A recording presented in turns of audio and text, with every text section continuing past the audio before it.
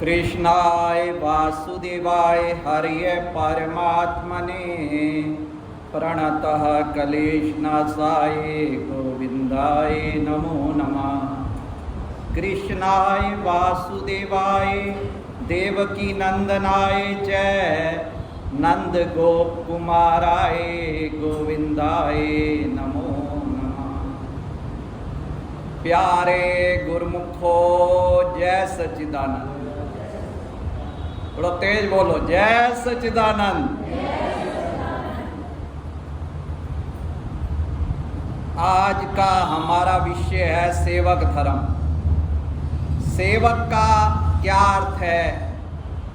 सेवक वह जो निस्वार्थ भाव से सेवा करे, बिना घमंड, बिना अपेक्षा, केवल समर्पण के साथ।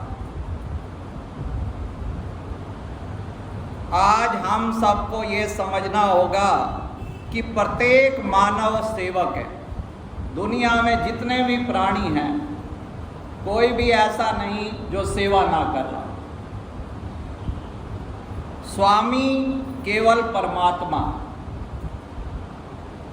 चाहे हिंदू हो, मुसलमान हो, पारसी हो, कोई भी हो, सब सेवा। एक धर्म है जो सब निभा रहे हैं, सेवा कर रहे हैं। माँ अपने बच्चों की सेवा कर रही है, पिता अपने परिवार की सेवा कर रहे हैं, शिक्षक विद्यादान की सेवा करते हैं, किसान अन्न उगाकर समाज की सेवा करता है, संत महात्मा आत्माओं की सेवा करते हैं, डॉक्टर शरीर की सेवा करता है, और एक गृहिणी वह तो घर का मंदिर चला रही होती है। तो क्या कोई भी ऐसा व्यक्ति नहीं जो सेवा नहीं कर रहा? हर व्यक्ति सेवक है, उसे पता हो या ना पता हो। स्वामी केवल परमात्मा। इंसान दुखी क्यों है? वो स्वामी बनना चाहता है। स्वामी कभी बन नहीं पाएगा, क्योंकि स्वामी है परमात्मा, उनका स्थान कोई ले नहीं सकता। घरों में लड़ाई किस लिए है? पति कहता है पत्नी को मैं कब्जे में ले लूं, मैं स्वामी हूं। पत्नी कहती है मैं बांध लूं इसको, कहीं और के चक्कर में नहीं भाग रहा, चल फोन चेक करो। मतलब उनका क्या है? हर व्यक्ति जो राजनेता हैं कहते जरूर हैं हम सेवक हैं, सेवक।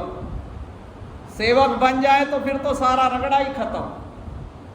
अंदर लड़ाई क्या है? सत्ता, स्वामित्व प्राप्त हो। तो जब स्वामी बन नहीं सकता और उसके लिए बार बार कोशिश करेगा, तो फिर वही होगा, यतन सब सुख के किए,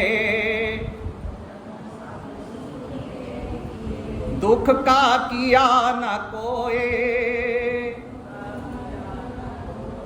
तुलसी ये आश्चर्य है, अधिक अधिक दुख होए। कोई दुखी होना चाहता है? पर अंदर से किसी से पूछो, पूर्ण सुखी है कोई? कोई किसी को कमी है, किसी को कोई अभाव है, किसी को पूरा जहान नहीं मिला हुआ। अब भाई जी कह तो रही है भाई छुट्टी क्या लें, अब छुट्टी लेके जाएगी कहाँ पे?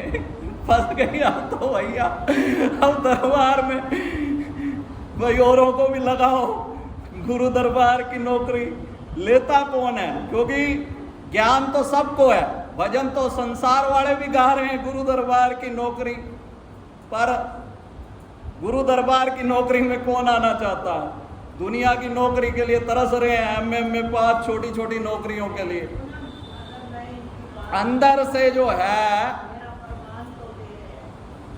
भाई, ये जो संसार है, सुनो अभी आपका बाद में आएगा, रुको, धारा प्रवाह खराब हो जाएगा। हम भाई हमें तो कोई कहता है तू दरबार में कैसे आया, हम तो कहते गऊ के पीछे बछड़ा आ गया, हमें तो विरासत में मिला, हमने क्या किया।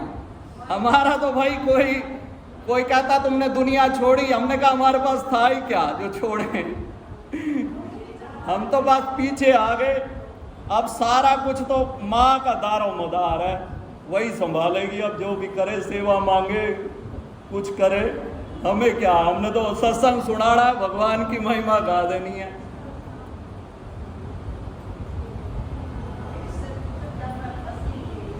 जब सुनो, जब हम किसी की सेवा करते हैं तो वास्तव में हम परमात्मा की सेवा कर रहे होते हैं। हम ये सोचते हैं कि संत महापुरुषों की हम सेवा करते हैं, बल्कि संत महापुरुष हमारी सेवा कर रहे होते हैं। जैसे किसी के ऊपर, हमारे स्वामी जी महाराज जी के वचन है, अपना संगत में किसी के ऊपर कोई कष्ट आना हो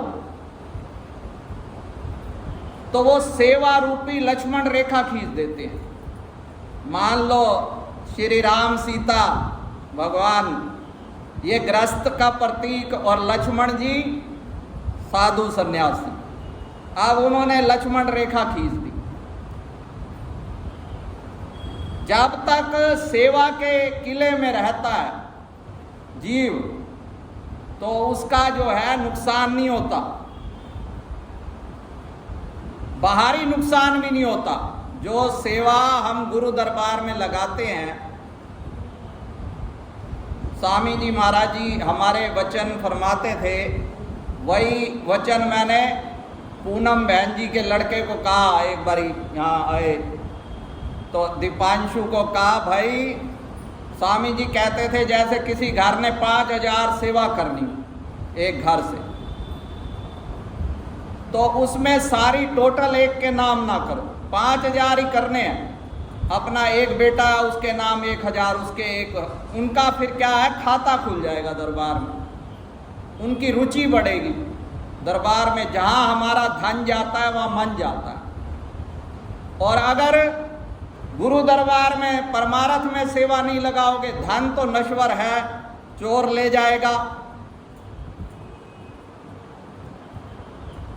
छापा पड़ गया तो कोई 2 नंबर की कमाई हो तो इनकम टैक्स वाले ले जाएंगे। तो उस धन को सतगुरु क्या है, भक्ति बना देते हैं। माया 2 प्रकार की, 2 चलावे राह, एक ले जावे बैकुंठ को, एक नरक ले जा। जो परमार्थ में सेवा की जाएगी वो भक्ति का रूप बन जाएगी, और इधर उधर जो नरक का ही काम है, भाई जो कष्ट आने हों वो सतगुरु के चरणों में सेवा लग जाए। भाई जी को डॉक्टरों ने रसोली बता दी ऑपरेशन करवाना, तो एक संजय कालरा वगैरह बैठे थे, वो कह रहे कोई मेडिक्लेम है। भाई जी ने कहा नहीं। मैंने कहा अभी हो जाएगा। वो कहने लगे ऐसे थोड़ा होता है जब बीमार हो जाओ। मैंने कहा एक हमारी कंपनी है SAT, वहाँ भी हो जाए। और यहाँ गुरुमाई के चरणों में है तो सब उनकी है, 21,000 रखे। वो डॉक्टर ही हैरान, कहाँ गई रसोली, कहाँ गई अगली बार, सारा कुछ पता ही साहब। धर्मराज अब क्या करेगा जब फाटा सगला लेखा। बस हमारे विश्वास में कमी है। अब कोई कहता है जी मीरा की रक्षा के लिए आ गए, द्रौपदी की रक्षा के लिए आ गए, तो आज कोई भगवान बूढ़े नहीं हो गए। वो हमारी पुकार नहीं है, हमारी पुकार अपने बच्चों को है जी, उनके भविष्य के लिए। उनका भविष्य भी परमात्मा सुधारेगा, तुम क्या सुधार सकते हो? तुम अपना भविष्य तो सुधारो। फिर ये दीपांशु ने स्वयं कहा मैंने नहीं सिखाया, अभी तो नया है। एक बारी कहता है जब मैं सेवा करता हूं यहाँ मुझे अधिक से अधिक मुनाफा होता है। जिसकी वस्तु तिस आगे राखे, जिसकी वस्तु तिस आगे राखे, गुरु की आज्ञा माने माथे, तिन ते चौगुण करे निहाल, कहे नानक प्रभु सदा दयाल। कि कोई ऐसा बिजनेस है जहां 1 रुपया दो, 4 रुपए 4 गुना। और कबीर साहब जी ने तो उससे भी ज्यादा कहा, गुरु की अद्भुत है प्रभुताई, मिले सहस्त्र गुना हो आई। पर पहले बीज स्वयं बोना पड़ेगा। खेत में पहले दाने डालने पड़ते हैं, बीज। ऐसे नहीं कि वहां तैयार होके खड़ा हो जाए। फसल काटने के लिए पहले मेहनत करनी पड़ेगी। तो इसका ये जो सेवा का है, इसमें भाव बदलना। सेवा तो हर मानव कर रहा है, पहले कहा। जैसे किसी भूखे को रोटी दी तो समझो भाई भगवान को रोटी दी। घर परिवार में भी जो हम कार्य कर रहे, भाई उनके अंदर भी भगवान का रूप समझ के। बच्चे के अंदर एक व्यक्ति है मोह ममता बढ़ा ले, एक है उसको भगवान का अंश समझ के। भाई ये भी नंदलाल खेल रहा। ये नहीं है कि आनंदपुर में रह गए या साधु चोला डाल लिया तभी उद्धार होगा। भक्ति आदमी कहीं कर सकता है। कबीर साहब, रविदास, ये सब गृहस्थी थे, सब काम अपना करते थे, पर हृदय जो था उनका वो प्रभु को अर्पित था, समर्पित था।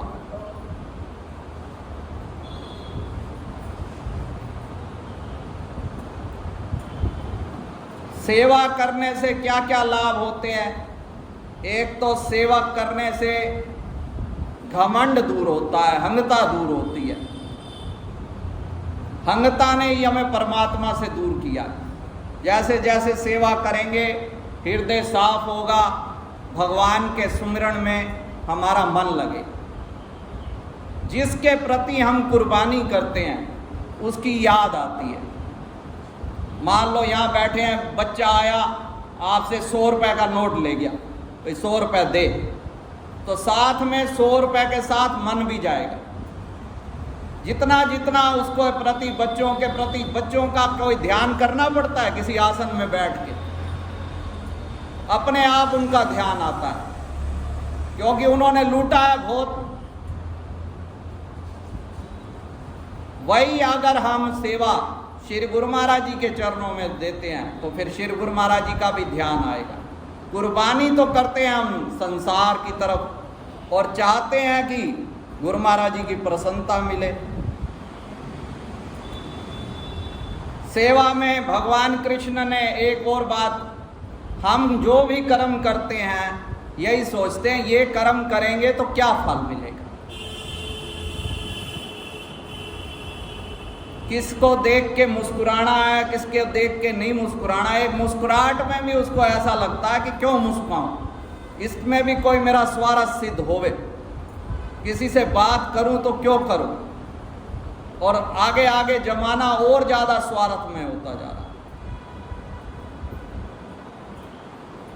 जब सेवा भाव आ जाएगा तब हमारे को घर में भी प्रतिपल, भाई जब मेरे को होगा कुछ देने का भाव है, कुछ लेने का नहीं, तो वहां हमसे अपने आप ही शांति रहेगी। अभी क्या है, दूसरे से सुख लूट लूं अधिक से अधिक, पर ये सपना ही रह जाएगा धरती पे। यहाँ पर कोई भी अपना, एक दिन सब पता चलेगा, सब अपने स्वार्थ के लिए रो रहे हैं। जब तक कोई मेरे को सुख दे सकता है तब तक तो मेरा अपना है। धन यौवन चंचलता बनी हुई है शरीर में, तब तो मेरे साथी हैं। जरा अभी शरीर ने काम करना छोड़ा, चल भाई तू कौन हम कौन, फिर ये अपने आप तभी निर्मोही हो जाएंगे। निर्मोही तो होते हैं पर गलत ढंग से होते हैं। ध्यान और भक्ति, सेवा और भक्ति एक ही रूप है। बस सेवा का जब भाव बदल गया तब सतगुरु जो हैं वो हर क्षण सेवक की संभाल करते हैं। हमें पता हो या ना हो, सतगुरु हमारी, जैसे माँ को बेटे की सेवा करके खुशी होती है, ऐसे सतगुरु को हमारी सेवा वो कर रहे हैं, हम क्या करेंगे। एक बार एक संत जी अपने सेवादार के साथ, भगत के साथ यात्रा कर रहे थे पैदल। उन दिनों सवारियां तो होती नहीं थी, जंगल में का रास्ता था। तो संध्या हो गई, संतों ने कहा भाई अब रात्रि यहीं जंगल में निवास करते हैं। तो 2-2 घंटे एक बंदा सोएगा, एक पहरा देगा। संत जी विश्राम कर रहे थे, 2 घंटे हो गए। शिष्य ने कहा मेरा फर्ज नहीं है कि भाई सतगुरु को उठाऊं, वो अपना बैठा रहा पहरे पे। पर सतगुरु उठे, भाई तेरा भी शरीर है, तू भी सो जा, आराम कर। जब वो विश्राम करने लगा शिष्य, तो स्वामी जी देखते हैं एक सांप उसकी तरफ बढ़ रहा।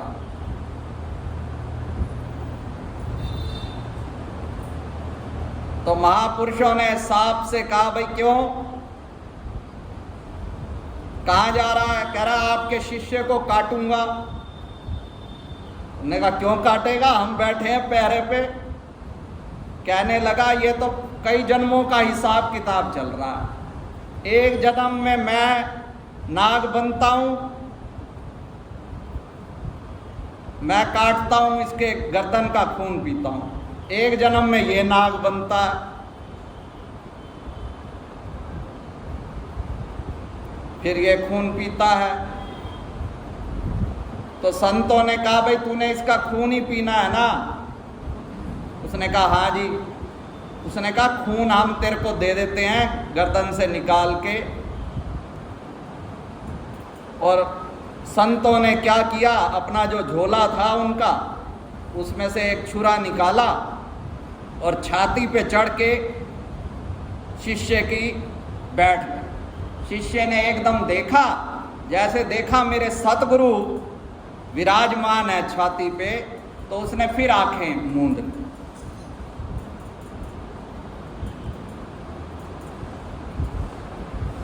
अब शिष्य का भी इतना विश्वास है, तभी तो सतगुरु हमेशा साथ हैं। उन्होंने एक बर्तन में अपना खून, जो उसका रक्त था, नाग देवता के आगे रखा, वो खून पी के चला गया। संतों ने पट्टी बांध दी। सुबह जब चलने लगे तो शिष्य अपना चले जा रहा है, कोई बात नहीं।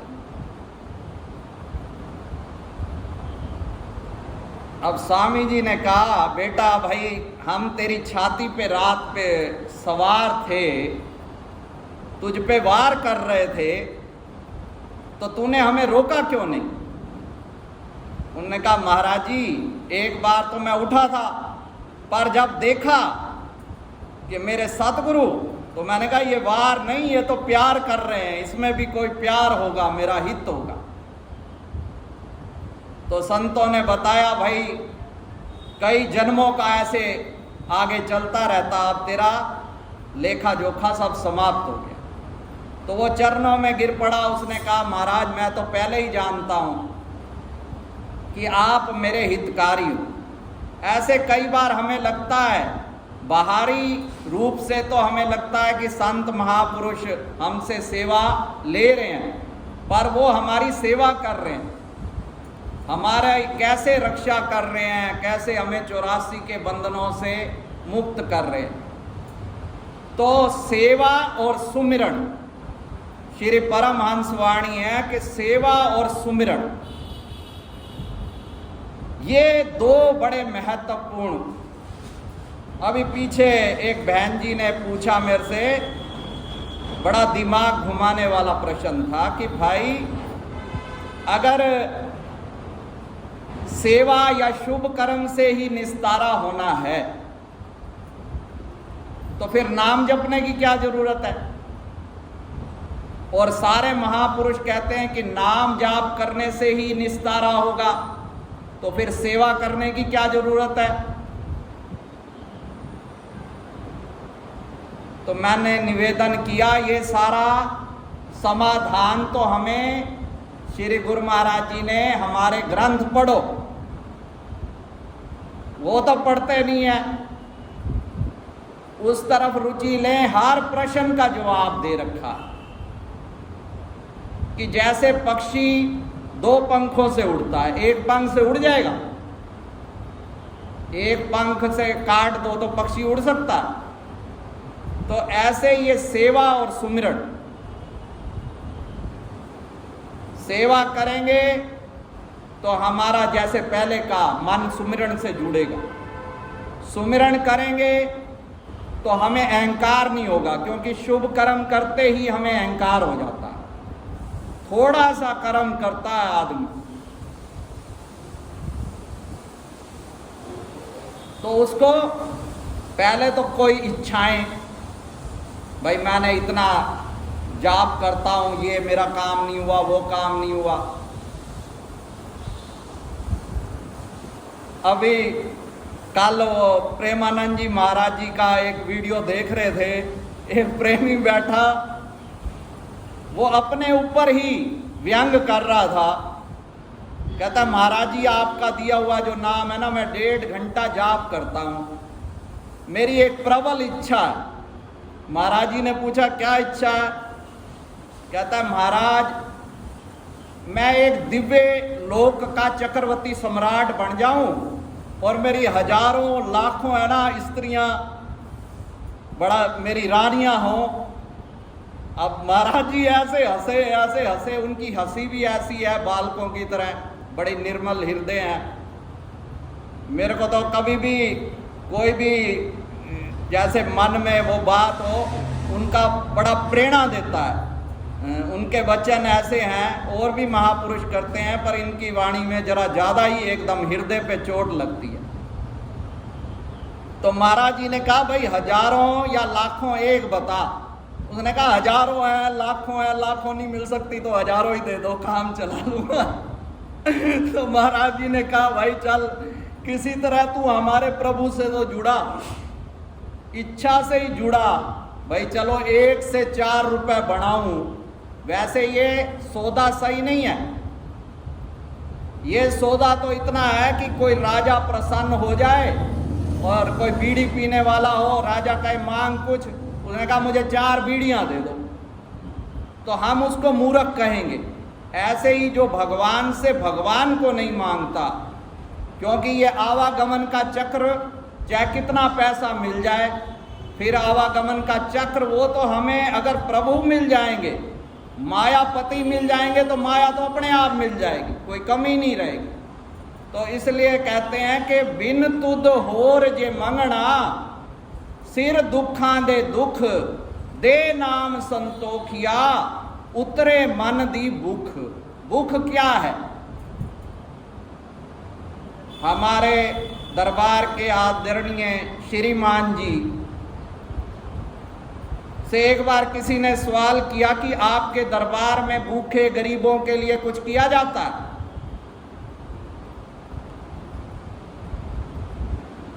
तो श्रीमान जी ने कहा देखो प्रकट रूप से तो हमारा ऐसा कुछ नहीं किया जाता, पर जो जड़ है भूख है, क्योंकि भूखे को रोटी खिलाओ कल फिर वो भूखा। हमारे यहाँ जो हवस है भूख, उसको ही मिटा दिया जाता है। जब नाम दिया जाता है उसकी भूख मिट जाती है। जो ये वाणी में कहा गया भाई उतरे मन दी भूख, ये भूख तब उतरेगी जब हमें नाम का नशा चढ़ेगा। चाहा गई चिंता मिटी मनवा बेपरवाह, जिसको कुछ नहीं चाहिए सोई शहंशाह। के सतगुरु के दरबार से अगर कुछ मांगना है तो सतगुरु को मांग, बाकी सारी मांग पूरी हो जाएगी। बाकी जो हमारे प्रारब्ध में लिखा होगा वो तो हमें प्राप्त होगा ही होगा। एक बार हमारे एक बुजुर्ग महात्मा जी थे, श्री आनंदपुर में बैठे हुए थे। मैं अक्सर बुजुर्ग महात्माओं के साथ बैठता था। भाई आनंदपुर की बातें, जंगल थे, ये थे। मेरे को सारे ये कहते थे तू भी कोई बुढ़ा है। और जो दूसरे युवा संत थे, तो एक दिल्ली से भगत जी आए, उनके साथ उनका बेटा था। भाई ये डिग्री ली है इसने, एमए किया है, पीएचडी की बड़ी डिग्री ली। महाराज जी कृपा करो इसकी नौकरी लग जाए। तो वो महाराज जी जो थे उन्होंने एकदम कहा तू तो बड़ा मूर्ख है। वो बड़ा अटपटा हो गया, भाई वैसे तो कभी ऐसी बात नहीं करते। कहते तुम इतनी डिग्रियां लेके नौकर बनना चाहते हो? अरे हम तो भाई मालिक बनाते हैं, मालिक। इतनी ही डिग्रियां लेके फिर तुम नौकरी के मंगते ही भिख मंगे ही बने रहोगे। तो सतगुरु के दरबार में तो ईश्वर को मांगो, अगर मांगना ही है, उससे हमारी सारी मांग पूरी हो जाएगी। और जो हमारा जीवन का लक्ष्य है, यहाँ पर हम आए केवल खाने पीने सोने के लिए, यही मनोरंजन के लिए नहीं आए। असली काम क्या है? फरमाते हैं भजन तेरे दी सिख ऐसानू विच संसार ले आई, नहीं ते इत्थे आण दी सानू कैसी लोड़ नाई। कि भजन की लगन है, भजन करने के लिए हवाए बंदगी आवर्द गर वजूद मरा, वगरना जोग चुनी आमंदन नबूद मरा। कि ये तेरी बंदगी है, ये केवल मानव चोले में की जा सकती है, बाकी कोई काम नहीं किया जा सकता। तो फिर दो पंख हैं, सेवा सुमिरन, सेवा सुमिरन, सेवा सुमिरन। अगर ये हम करते जाएंगे तो हम भव सागर से पार हो जाएंगे, लोक सुखी हो जाएगा और परलोक स्वेला हो जाएगा। श्री परमहंस शरणम गच्छामि, श्री परमहंस शरणम गच्छामि, श्री परमहंस शरणम गच्छामि।